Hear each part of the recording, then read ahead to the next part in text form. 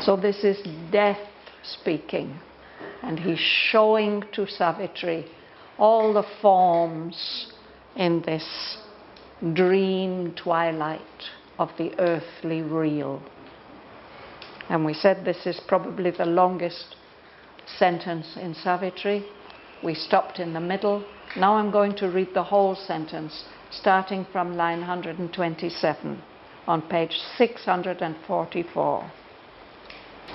Look on these forms that stay a while and pass, these lives that long and strive, then are no more, these structures that have no abiding truth, the Saviour creeds that cannot save themselves, but perish in the strangling hands of the years, discarded from man's thought, proved false by time.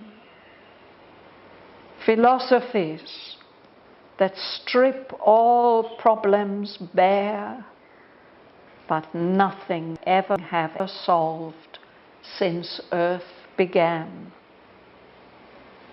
And sciences, omnipotent in vain, by which men learn of what the suns are made, transform all forms to serve their outward needs, ride through the sky and sail beneath the sea, but learn not what they are or why they came.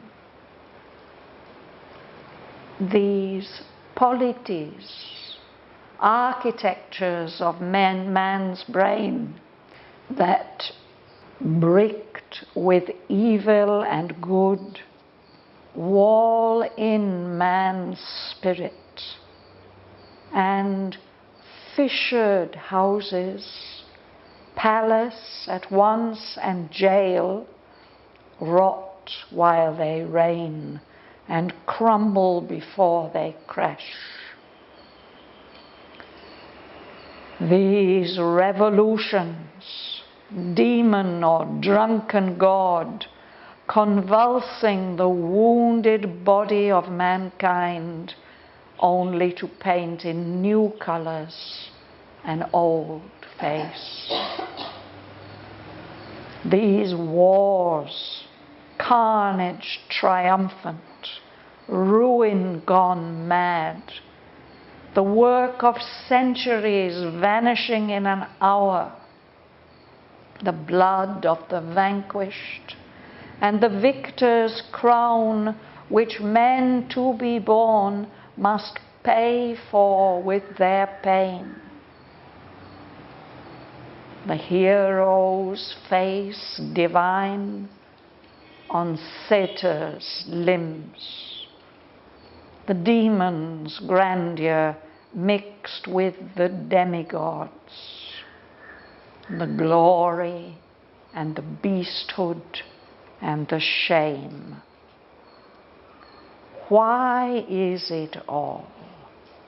The labor and the din, the transient joys, the timeless sea of tears, the longing and the hoping and the cry, the battle and the victory and the fall, the aimless journey that can never pause, the waking toil, the incoherent sleep, song, shouts and weeping, wisdom and idle words, the laughter of men, the irony of the gods. Where leads the march? Whither the pilgrimage? Who keeps the map of the route or planned each stage? Or else, self-moved, the world walks its own way, or nothing is there but only a mind that dreams. The world is a myth that happened to come true, a legend told to itself by conscious mind, imaged and played on a feigned matter's ground, on which it stands in an unsubstantial vast.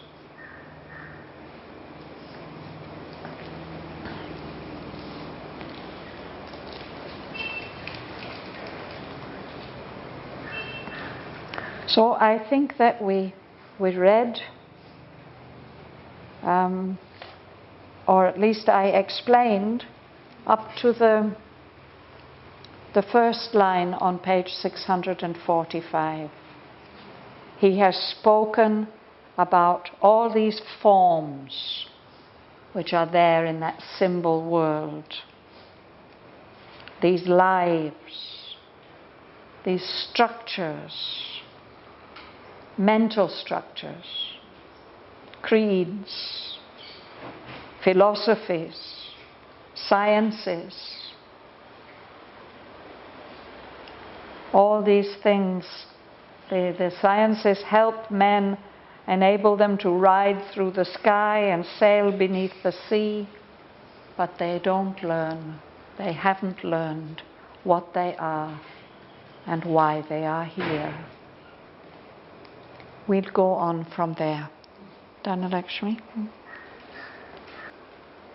These qualities, architecture of man's brain, that bricked with evil and good, walling man's spirit, and fisher houses, palace at once and jail.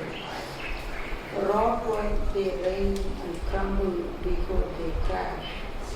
These revolutions, demon or drunken god, convulsing the wounded body of mankind, only to paint in new colors and old face.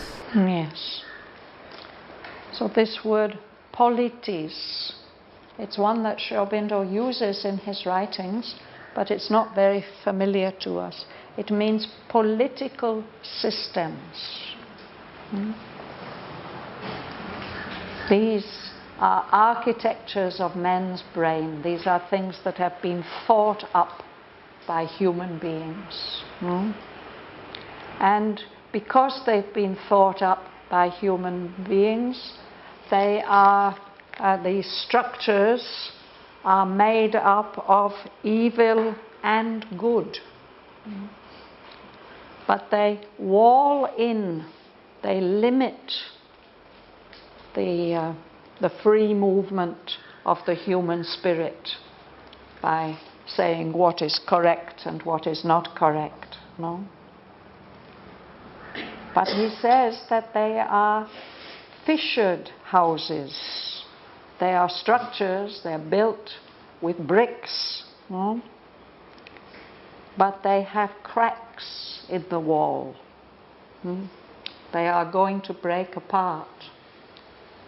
But for human beings, as long as they last, they are both palaces, splendid homes for us to live in, but at the same time they imprison us.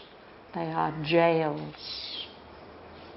And while they rule, while they reign, they are already rotting and beginning to crumble before they actually fall down.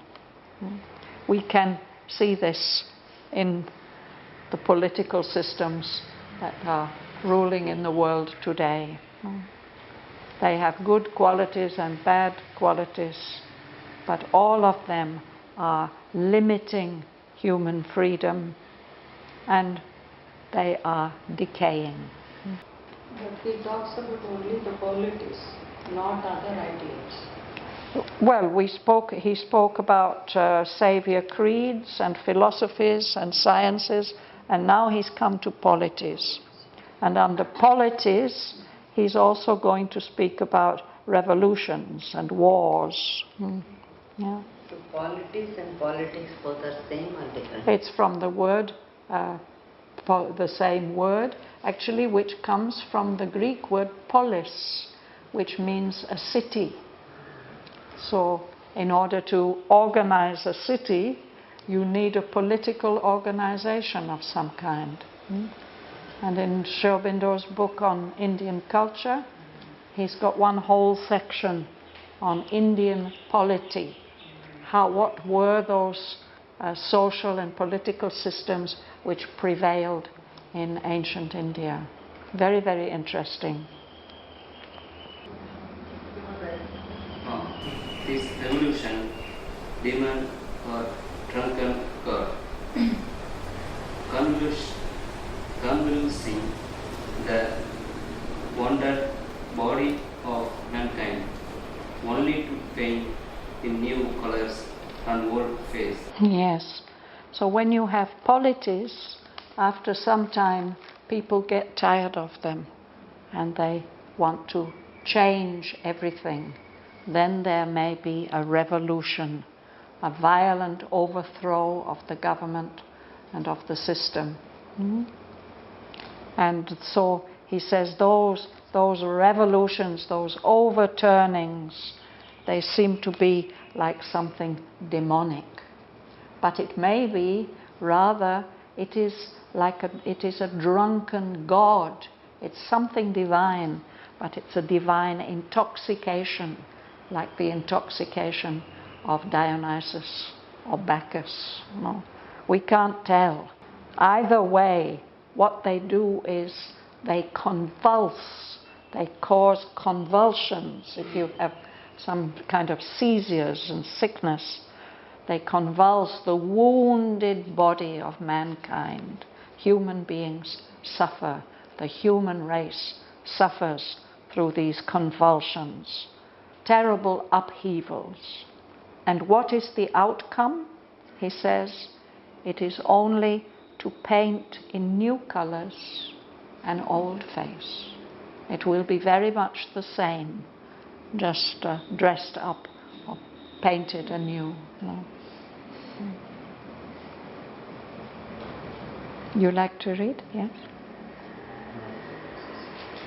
These wars, carnage triumphed, ruin gone mad, the work of centuries vanishing in an hour, the blood of the vanquished and the victor's crown, which men of the born must pay for with their pain. The hero's face divine on satire's limbs, the demon's grandeur mixed with the demigods, the glory of the beasthood and the shame. Yes. So this particularly is about wars. Wars which are examples of carnage triumphant. Carnage when there's a lot of killing. Ruin gone mad. The work of centuries vanishing in an hour. It's as if it's just what we are seeing happening today, but these things have always been happening. There are people who are vanquished, they are overcome, defeated, so they pay with their blood, they die. There are other people who are the victors. But even that crown of the victor, further generations are going to have to pay for. There will be some kind of revenge taken for that victory. They will have to pay for it with their pain, the future generations. So these things show us the hero's face divine, the wonderful people that we admire because they lead us to victory, they do such heroic deeds. But on satyrs' limbs, a satyr, the body of a satyr, these are mythological creatures from Greek and Roman mythology. They have something like a human face, but they have animal skins, rough furry skins and pointed ears and often tails, and cloven hooves like goats, and they behave like animals.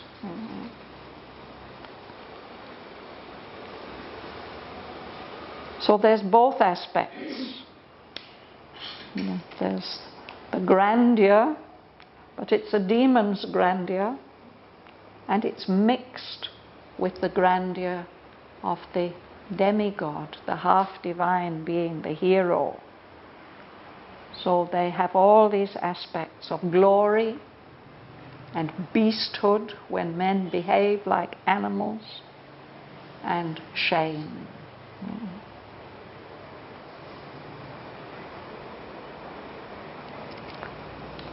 Who's sitting behind here? Gumsun, would you read? Why is it all the labor and the theme, the transient joys, the timeless sea of tears, the longing and the hoping and the cry, the battle and the victory and the fall, the aimless journey that can never pause, the waking toil, the incoherent sleep, song, shouts and weeping, wisdom and idle words, the laughter of man, the island of the past. Thank you. So that's where this long sentence ends. So it ends with this question: what is the meaning of it all? And of course, death wants to suggest that it has no meaning at all. All this labor and this din, this noise. There are some joys, but they pass very quickly. Whereas that timeless sea of tears is always there. Throughout all human history, there's been the same pattern of longing and hoping, and the cry, the call, the appeal, the battle, the victory, and the fall. It seems like an aimless journey, that it's not going anywhere, but it never seems to stop. It involves for human beings, when they're awake, a great deal of hard effort, the waking toil.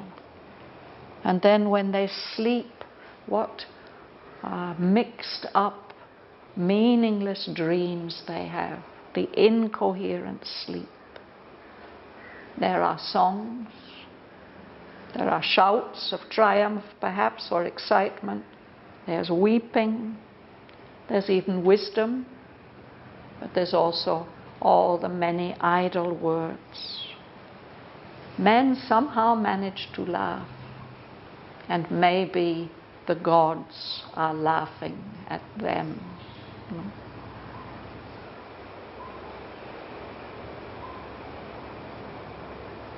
He is picturing the darker side of mankind. But of course, it's quite convincing, when we read this long list, we can recognize all these things. It will be very interesting to see what is Savitri's answer. Ganga Lakshmi.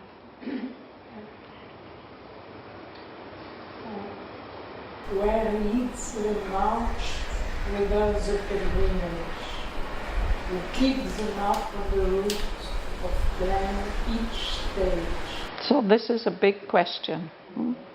Where is it all going? Is it a march or is it a pilgrimage? Where is it going? And is anybody keeping track? Who keeps the map of the route? Is there a map?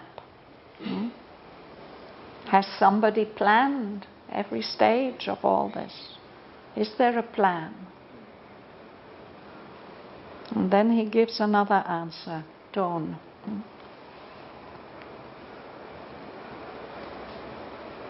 Or else self-moved the world walks its own way, or nothing is there but only a mind that dreams. The world is a myth. A myth. A myth that happened to come true. A legend told to itself by conscious mind, imaged and played on a faint metal's ground, on which it stands in an unsubstantial vast. Yes. So is there somebody who's keeping track and who knows where all this is leading? Or is the world just moving like that, on its own way? Self-moved, the world walks on its own way. This seems to be the materialist position, no? That we don't need to say, is there anybody who knows, or was there any plan, or is it all going some? No, it's just going on mechanically in its own way. Or perhaps there isn't really anything going on at all. Perhaps it is only an illusion. Perhaps there's nothing there, only a mind that's dreamed all this. And the best thing we can do is just wake up from the dream. If it's like that, maybe the world is just a myth, something unreal, untrue, that just happens to have assumed for us some kind of reality. It's a story, a legend, told to itself by conscious mind, our minds. And it's just being pictured, played out, this story, on the ground of matter, which he says is feigned. Matter isn't real either. It's just a pretense. There's no reality to it. There's no real substantiality. The world stands in an unsubstantial vast. There's nothing really supporting it. It's all just an illusion, a dream, a story. Human beings have accepted these explanations, these ideas. It could be like that. People have based their whole lives, whole philosophies that have influenced many lives on ideas like this. Why he said it's capital V, vast? That means something greater, no? Yes. Yeah. Whereas matter is only a pretense, and then there's this vast, unsubstantial. That might be the only reality. That immensity.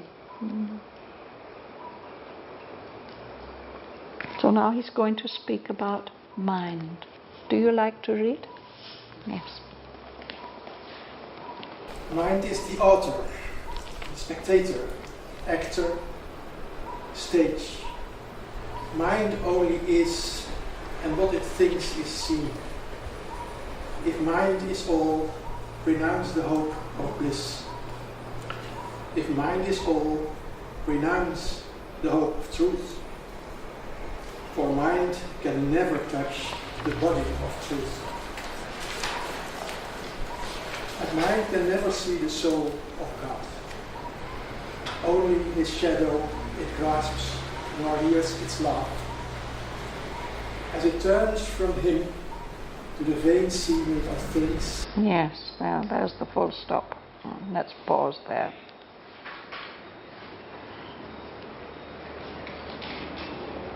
So this is another theory that people have had, that there's only this mind, no? And everything that we see is a product of mind.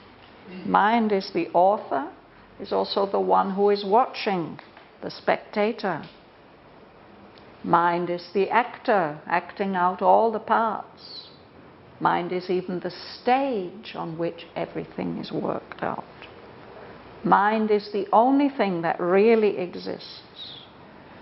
And what it thinks, we see around us as reality. That's a possibility.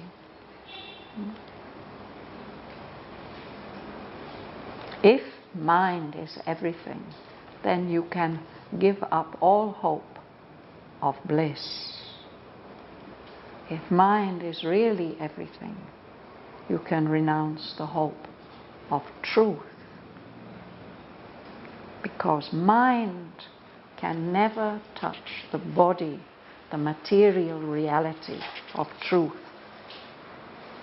And mind can never see the soul of God, the essence of the divine. Mind only grasps the shadow of the divine. It doesn't hear the divine laughing at him as it turns from him to the vain seeming of things, as mind turns away from God to these illusory appearances of things.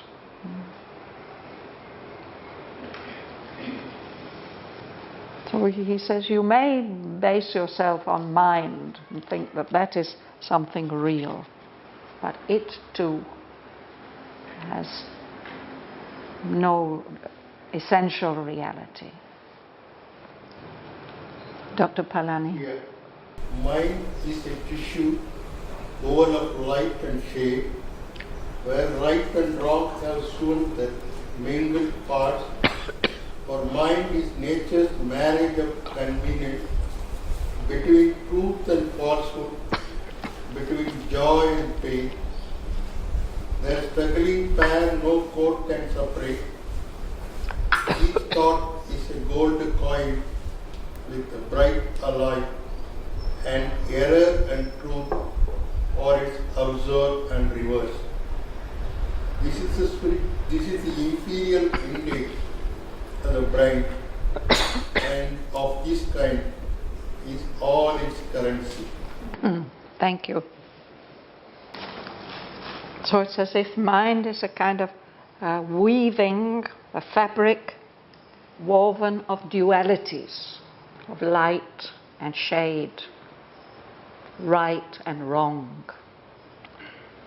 This is very typical of mind, or at least of mind as we know it, that it deals in opposites, division and separation and duality, that we can't say yes to anything without automatically saying no to the opposite. So it's as if all this is woven together, and right and wrong, this pair of opposites, have sewn together their mingled parts. It's even difficult to separate them.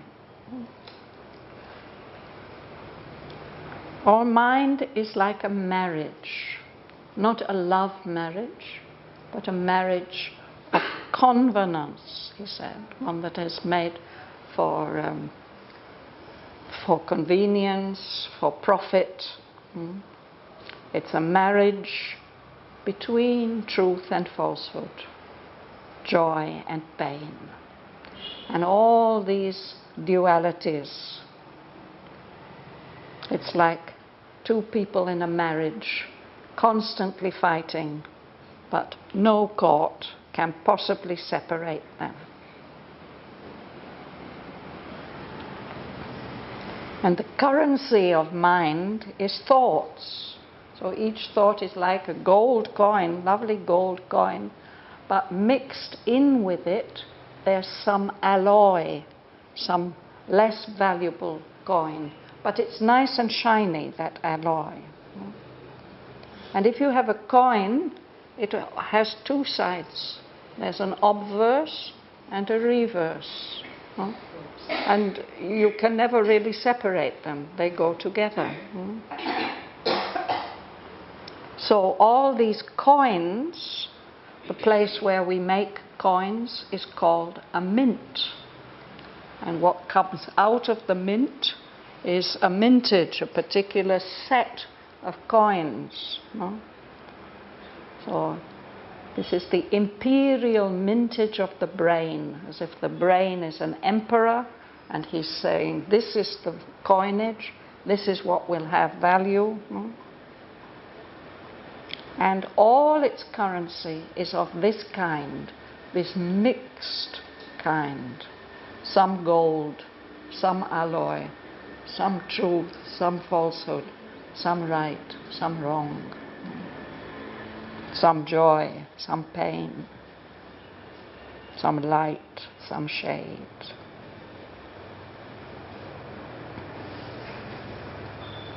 Joel. Think not to plant on earth the living truth, or make of matter's world the home of God. Truth comes not there, but only the thought of truth. God is not there, but only the name of God. So he's trying to discourage Savitri. That all these high ideals you have of truth and love and beauty, don't think that you can establish the living truth on earth in the world of matter. No. You can't make a material world the home of God. It's not possible. Truth doesn't even enter in there. You can only perhaps have some thought or idea of truth. The presence of God cannot be there in the material world. Only the name of God.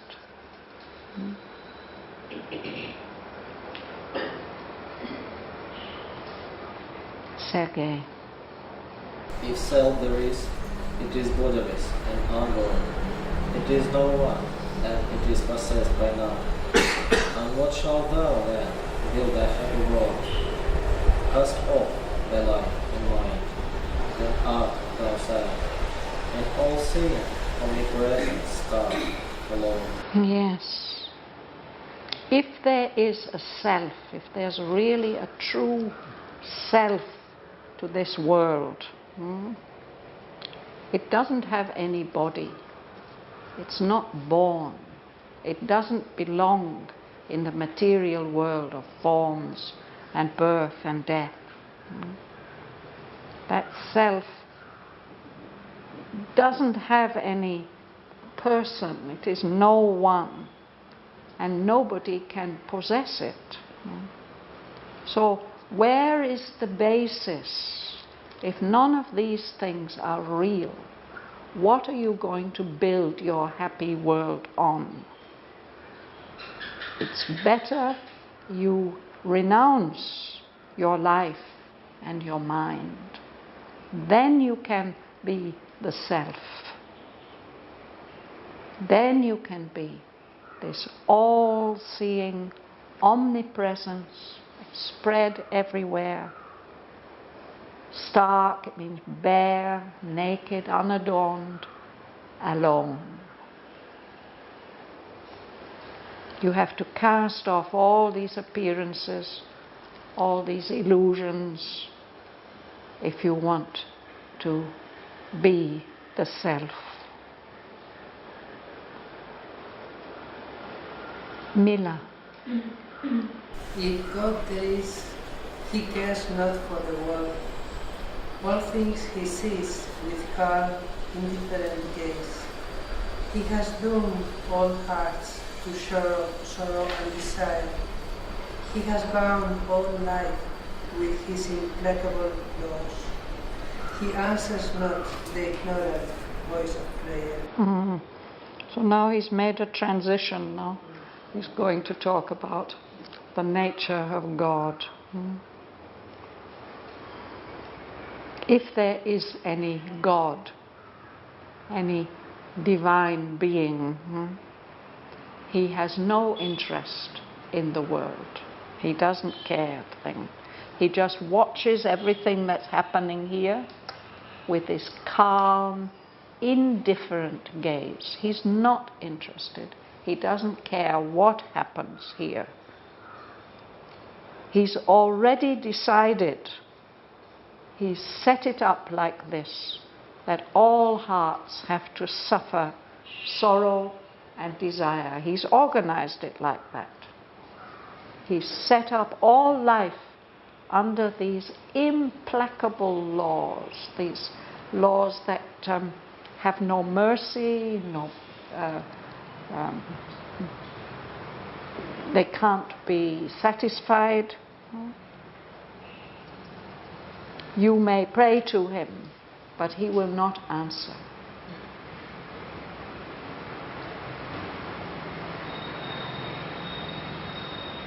Sarojini.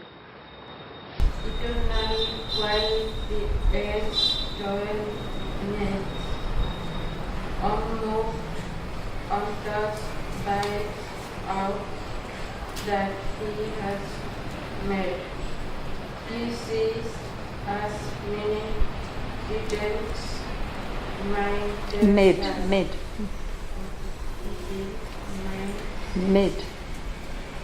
It's like amid, in the middle of.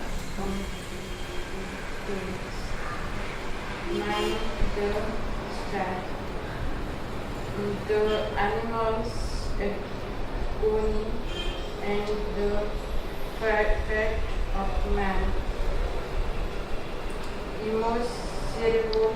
Immeasurably, which he accepts thy thought.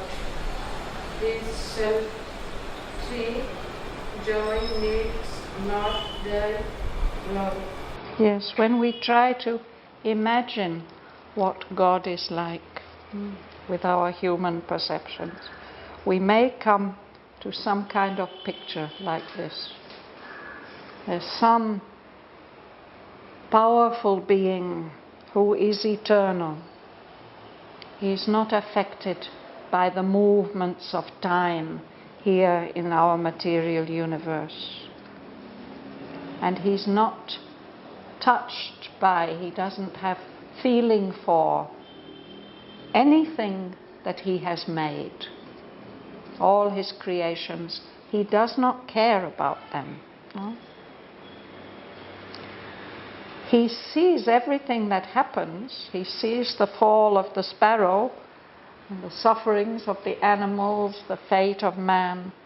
But these are just tiny, tiny, tiny little details amid all this vast universe, all these galaxies. No?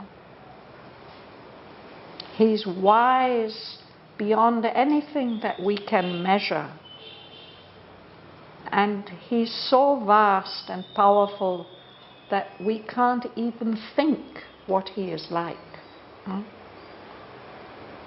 And he is in a state of bliss and delight, all alone. He doesn't need you to love him or not to love him. It doesn't matter at all to him.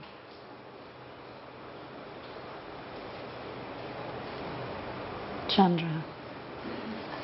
His truth in human thinking cannot turn. If thou desirest truth, then still thy mind, whatever, light by return, unseen light. Yes. The truth of God cannot dwell, it cannot live in human thinking. We can't grasp it. If you want truth, Savitri, he says, then you have to silence your mind, not just for a few minutes while you meditate, but forever. Obliterate it, kill it. Let your light be, your mind be slain, destroyed by that silent, unseen light of the divine consciousness. Is it Kamala sitting at the back there? Will you read? Immortal bliss lives not in human health. How shall the mighty mother can on to light? keep fragment in this narrow, fragile vase, and lodge her sweet, unbroken stacy in hearts which rarely sorrow can assail, and bodies careless death can slay at birth. Yes, that immortal bliss that you're longing for, it can't live here in this world that is governed by death, in this human air. You worship the mighty mother, he says, but how can she incarnate here in the world? She is full of calm delight. How will she be able to keep that, the perfume of that calm delight? How can she keep it in this narrow, fragile vase, which is the human body, which can so easily, it's so small, it's so limited, and it's so easily broken. How can it contain that wonderful fragrance of the mother's delight? Her ecstasy, how can that lodge? How can it even stay for a little while in hearts which are vulnerable, which can be attacked by earthly sorrow, and these bodies that careless death can slay at will? Anytime he can destroy them. How can the mighty mother's nature live within human bodies? Martin. Dream not to change the world that God has planned. Strive not to alter His eternal law. If heavens there are, whose gates are shut to grief, there seek the joy thou couldst not find on earth. For in the imperishable hemisphere, where light is native and delight is king, and spirit is the deathless ground of things, choose thy high station, child of eternity. So, first he was telling her to go back to earth, but now he's telling her, now that she's shown her strength and power, he's saying, don't think that you can change this material world that God has planned, and don't bother yourself about trying to alter His eternal laws. Maybe there are higher levels of consciousness, heavens, where no grief can enter. The gates are shut to grief. There you can look for this joy that you couldn't find on earth.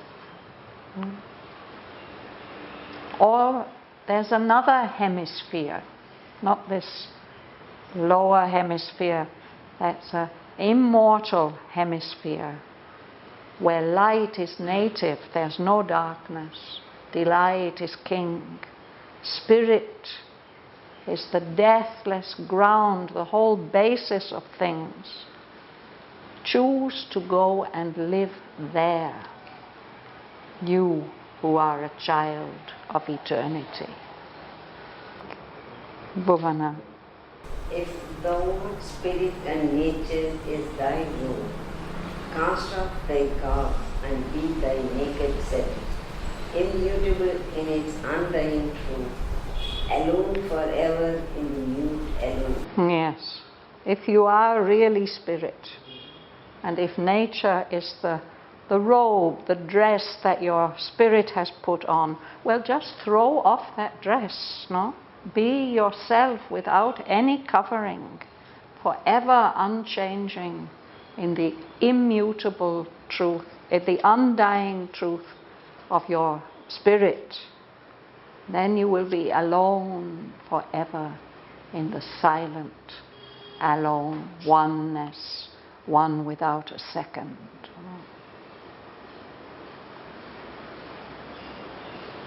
Rosa. Turn then to God. For Him, live out the time, Forgetting love, forgetting Satyavan, annul thyself in his immobile peace. O soul, drown in his still beauty.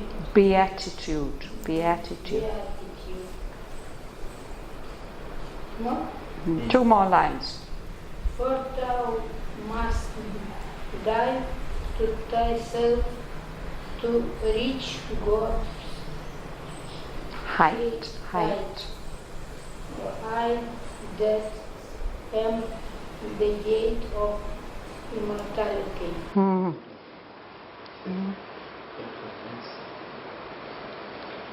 Sounds so convincing. No?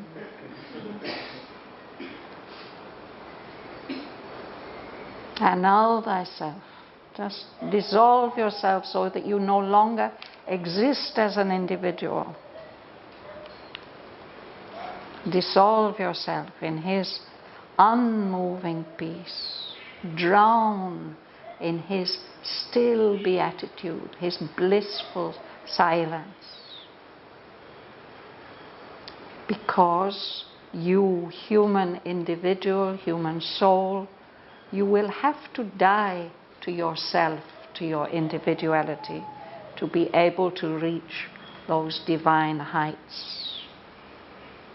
So I, death, I am the entrance way to the immortality of the spirit.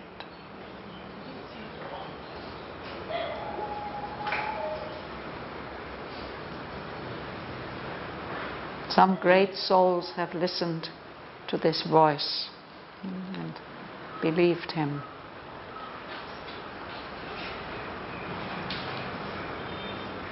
We'll see what Savitri has to answer next time.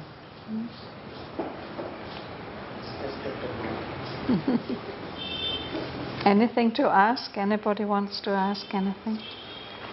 I mean, what Jeff says is very close to what Aurobindo says. For instance, when he says in Savitri and other passages, cast off thy mind, step back from form and name, and null thyself, that only God may be. It sounds exactly what it's just telling you. Yes. And that's what she's going to tell him. She says, look, you're deliberately distorting the things. Are you going to call in light to blind the eyes of truth? Make knowledge a snare of ignorance? The word, the divine word, a dart, a weapon to slay my living soul? Is that what you are trying to do? She can see through all this because she has the knowledge. It's not just a question of words for her. She has the living knowledge, the experience, the wisdom. She can see through all his... that he's just saying all this to make her go back, to give up her quest. That he does himself, he doesn't believe it for a moment. He's ready to contradict himself at any time.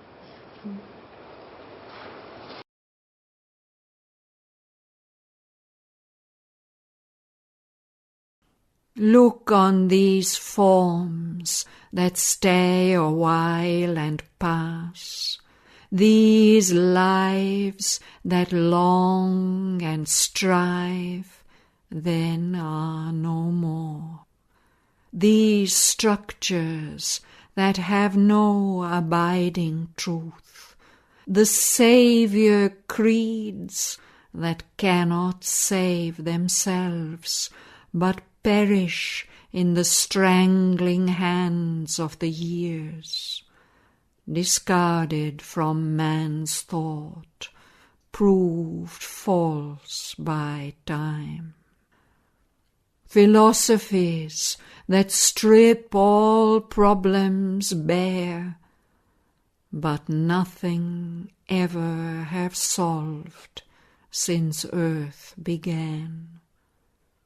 And sciences omnipotent in vain, by which men learn of what the suns are made, transform all forms to serve their outward needs, ride through the sky and sail beneath the sea, but learn not what they are or why they came. These polities, architectures of man's brain, that, bricked with evil and good, wall in man's spirit, and fissured houses, palace at once and jail, rot while they reign, and crumble before they crash. These revolutions, demon or drunken god, convulsing the wounded body of mankind, only to paint in new colours an old face. These wars, carnage triumphant, ruin gone mad, the work of centuries vanishing in an hour, the blood of the vanquished and the victor's crown, which men to be born must pay for with their pain. The hero's face divine on satyr's limbs, the demon's grandeur mixed with the demigods, the glory and the beasthood and the shame. Why is it all, the labour and the din, the transient joys, the timeless sea of tears, the longing and the hoping and the cry, the battle and the victory and the fall, the aimless journey that can never pause, the waking toil, the incoherent sleep, song, shouts and weeping, wisdom and idle words, the laughter of men, the irony of the gods. Where leads the march? Whither the pilgrimage? Who keeps the map of the route, or planned each stage? Or else, self-moved, the world walks its own way? Or nothing is there, but only a mind that dreams?